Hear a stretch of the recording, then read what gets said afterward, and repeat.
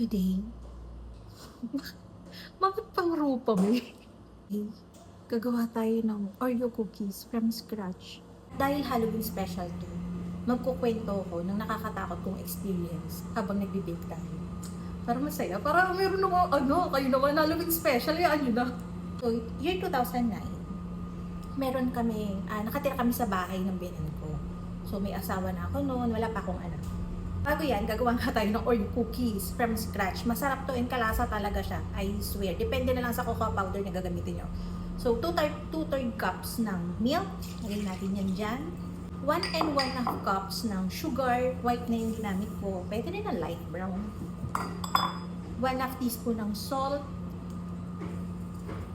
Then, i-mix muna natin.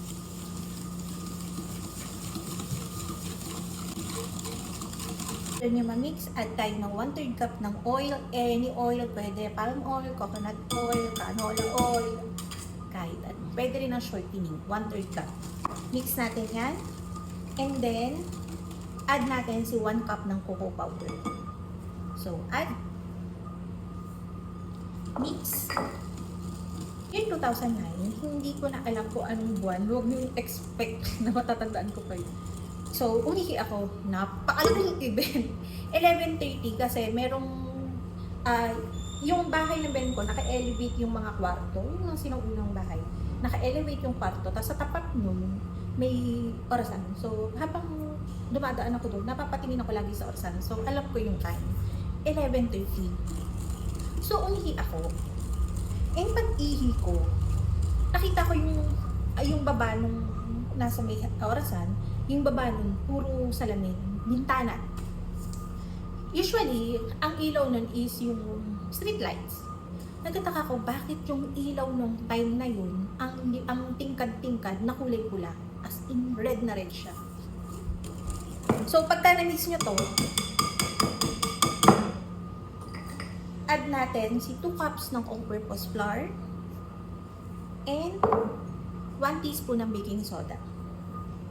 Then, nag-gloves ako para haluin ko na lang siya. Medyo firm to. Firm yung batter na magagawa natin. Hindi siya malambot. So, eventually, mabubuo yan. Like this. Yung ganyan yan. So, para makuha natin, scrape natin yung buong bowl. Kailangan sa 8. Pagkakita ko dun sa 11:30, kita ko pulang-pula yung ilaw. Sabi ko, ano meron? So, tinitigan ko siya. And pagkatitig ko sa kanya, nung una, wala akong nakikita. As in, wala. Yung ano lang, background. Yung mga usual na tapat namin. Bakanting lote.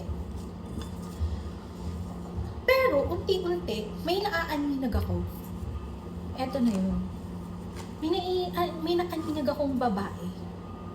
Yung babae, hanggang dito yung nakikita ko sa kanya. Bakit nakikita ko hanggang dito niya? Mataas yung bakod nun. Mataas yung bakod ng binan ko, meron pang mga halaman. So, imposible kung gaano siya katangkad para makita ko hanggang dito niya. Yung babae, straight na straight yung buhok niya. As in, bagong ribbon. Hindi, straight na straight yung buhok niya. Itim na itim. Tapos, nakikita ko siya, as in, kitang-kita ko yung mata niya, kita ko yung ilong niya, kita ko yung bibig niya, pero hindi ko siya namumukaan. Ang talagang tumatak lang sa akin, na nakipagtitigan pa talaga ako sa kanya ng ilang segundo, na hanggang ngayon, pag naaalala ko, hinigil-butan pa din ako.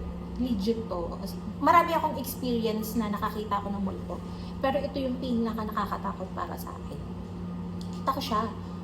Nakatingin siya sa akin, as in nakikipagtitigan siya sa akin. Itim na itim lang yung mata niya.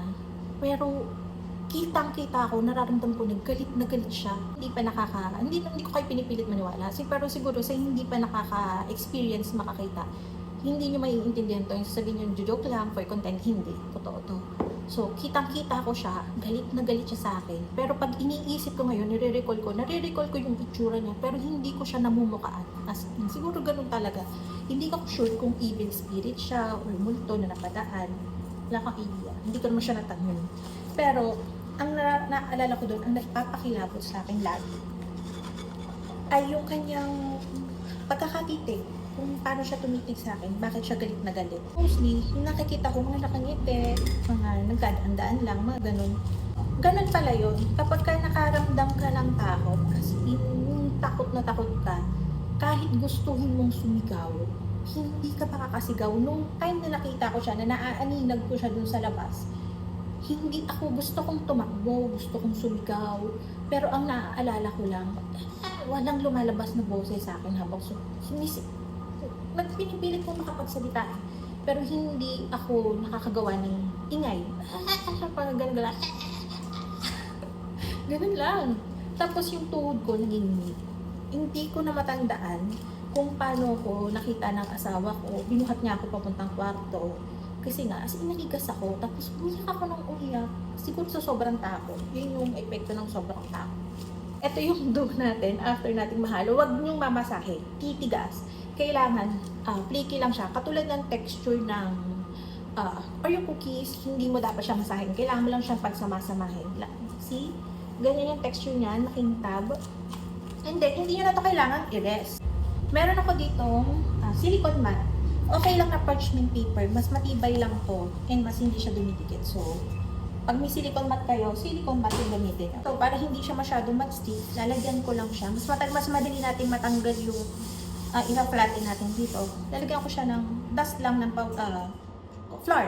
Konti lang. Then, lagay natin dito yung ating Oreo cookie dough. Pwedeng hindi nyo na patungan ng panibagong parchment paper o kaya silicone mat. Flatten nyo lang siya ng ganyan. Mapa-flatten yan.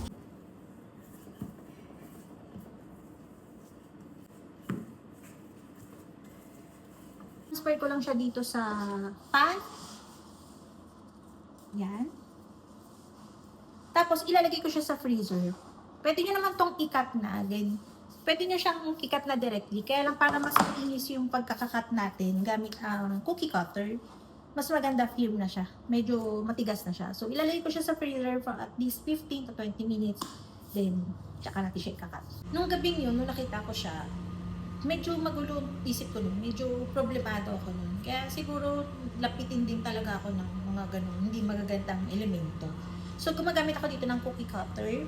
And, ipe-press lang natin yan. Ayan. Pagka-firm na siya, mas madali siyang tanggalin. So, see? So, lagay natin yan dyan. Mahirap pala to, no? Yung nagkukwento ka, tapos habang nagtuturo ka. So, siguro, hindi ko na ito itutuloy. Siguro, gagawa na lang ako ng panibagong video para naituturo ko to na maayos. But anyways, maganda tong recipe na to. Pwede nyo rin siyang gawing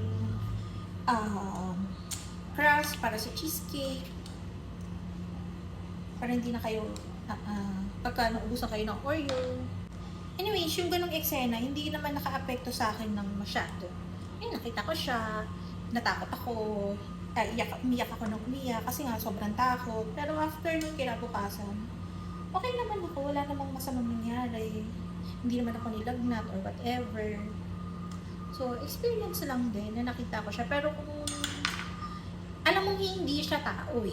Hindi ako magkakamali na pinaprank lang ako o sino man lang dyan at tayong bagong rebound nagpakita na nanakot. Pero hindi. Sigurado akong entity siya. Tataka lang ako, bakit pulang-pula? Yung pa rin ang pinoproblema ko. Bakit pulang-pula yung ilaw nung time na yun? Ang dal niya ba yung ilaw? Meron ba siyang lighting every time makapakita siya parang grand entrance? Yun yung tataka ko. Hindi naman siya red lady kasi nakaputi siya eh. Puti yung damit niya nakikita ko kasi hanggang dito nga yung kita ko. Yung buhok niya hanggang dito, as in straight na straight, bagsak na bagsak. Pinaka-direkta kahit may salamin, may halaman. Direkta siyang nakatingin sa akin. So ipapakita ko na lang yung likod ng bahay namin para makita niyo doon. So, gagawa ko ng bagong video para ituro to. Mahirap. Nung nakita ko siya sa bintana, dito siya nakatayo. Before, hindi ganito yung kanyang hindi pa ganito yung bakod. Dito siya nakatayo. So, para makita ko siya hanggang dito, 'di ba? Ang taas-taas niya. Kasi dati before, hindi ganito yung bakod. Ano yan, sarado siya hanggang baba. Tapos may mga halaman. Hmm. Paano ko siya nakita ng ganun kataas? Ibig sabihin, nakalutang siya or may tinutungtungan siya, 'di ba?